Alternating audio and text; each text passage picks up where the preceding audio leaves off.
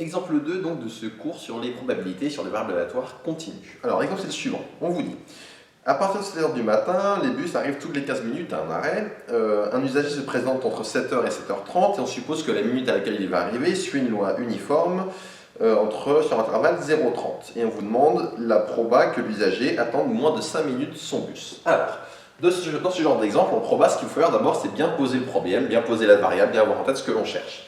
Alors d'abord, quelle est la variable qu'on a ici? Bon, on vous dit, la variable que l'on a, on va l'appeler M comme minute. M, on vous dit que c'est minute d'arrivée après 7 heures. Minute d'arrivée après 7 heures. Autrement dit, on arrive à 7 heures, si M égale 5, on arrive à 7h05 par exemple. Donc qu'est-ce qu'on vous dit dans l'énoncé? On dit que M suit une loi uniforme. Donc, je vous rappelle cette notation, ça veut dire suit la loi uniforme sur l'intervalle 0,30. Ça veut dire que l'usager il va arriver de façon totalement aléatoire entre 7h et 7h30 et il aura la même proba d'arriver à n'importe quel moment entre 7h et 7h30. Et on vous demande ici la proba d'attendre moins de 5 minutes. Donc écrivons ça, ce qu'on vous demande, proba de attendre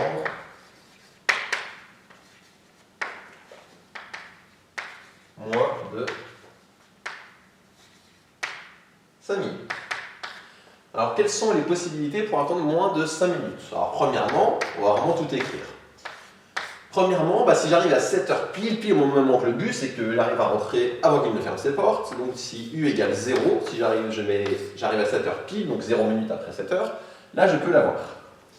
Plus, on verra après pourquoi c'est bien des plus. Quelle autre possibilité? Le bus d'après il est à 7h15, donc pour l'attendre moins de 5 minutes, il faut que j'arrive, pourquoi j'ai mis U, pardon, je l'ai appelé M, ma variable.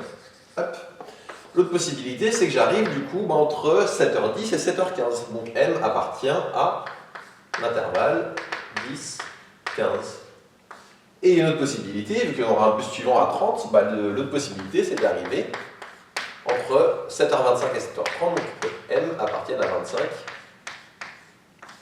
ou à 30. Pourquoi c'est bien des plus? Parce qu'en fait, ce que j'aurais pu faire à l'étape d'avant, c'est de dire que c'est la proba de union de M égale à 0 avec M appartient à 10, 15, avec M appartient à 25, 30. Si vous vous souvenez bien ce qu'on a vu l'an dernier quand on a introduit les probas, la probabilité d'une union disjointe, c'est la somme des probabilités. Et ici, c'est bien disjoint parce qu'il est impossible que M soit à la fois égal à 0 entre 10 et 15, par exemple, ou à la fois entre 10 et 15, entre 25 et 30. Donc là, comme c'est bien disjoint, je peux bien mettre des plus entre toutes mes probas. Comment je vais calculer ceci maintenant? Alors, proba de M est égal à 0. Alors il faut savoir une chose, c'est que quand j'ai une variable aléatoire qui est continue, c'est-à-dire qu'elle met une densité, la proba que M soit égale à un nombre, n'importe lequel, va tout le temps être égal à 0. On dit que les variables qu'on appelle continues ou à densité ne chargent pas les points. On ne pourra jamais calculer proba de M égale quelque chose. Ça fera tout le temps 0. Enfin, je vais le barrer, ou on va dire plutôt ici, cette proba elle vaut 0, ça sera tout le temps le cas.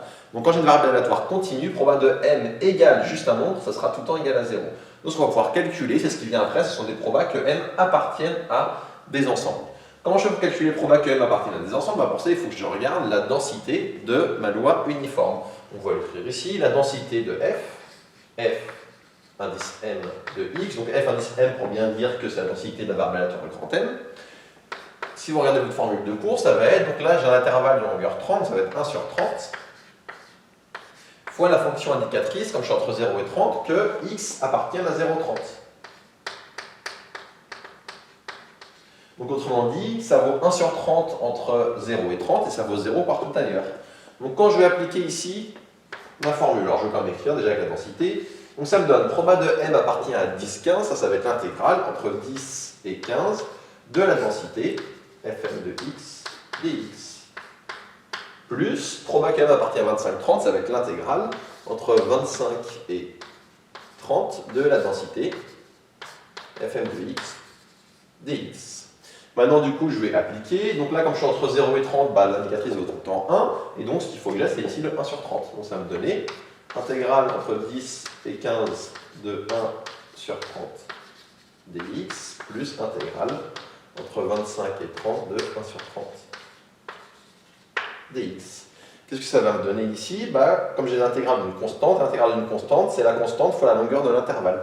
Ça va donc me donner 1 sur 30 fois 15 moins 10, c'est-à-dire fois 5, plus ici, pareil, 1 sur 30 fois 30 moins 25, c'est-à-dire 5 encore une fois, donc fois 5. Donc ça va me donner ici, si je calcule, je vais avoir 5 plus 5 10 sur 30 fait donc 1 tiers. Donc là, la probabilité que l'usager attende moins de 5 minutes, elle est de 1 tiers. Donc c'est un premier exemple d'application ici de la loi uniforme, et surtout de façon générale d'ailleurs, on a vu comment faire pour faire des calculs avec des lois à densité, de façon générale, que ce soit uniforme ou pas. À partir de jusqu'ici, qu'on a une loi uniforme ou pas, ça n'aurait rien changé. C'est à partir de là que ça change quand on utilise une loi uniforme, parce que c'est que là qu'on va vraiment utiliser sa densité. Mais jusqu'ici, tout ce que j'ai écrit jusqu'ici aurait fonctionné pour n'importe quelle loi continue, pour n'importe quelle loi de densité. Notamment, je le répète, pour n'importe quelle loi de densité, qu'on appelle aussi continue, pour n'importe quelle variable aléatoire à densité, on obtient que proba de ma variable aléatoire égale un nombre, n'importe lequel, ça va tout le temps faire 0. Moi, ce que je peux calculer, c'est uniquement proba que ma variable aléatoire appartienne à un intervalle. Donc, il faut bien avoir ça en tête quand on fait des variables aléatoires à densité. Ça termine ici cet exemple.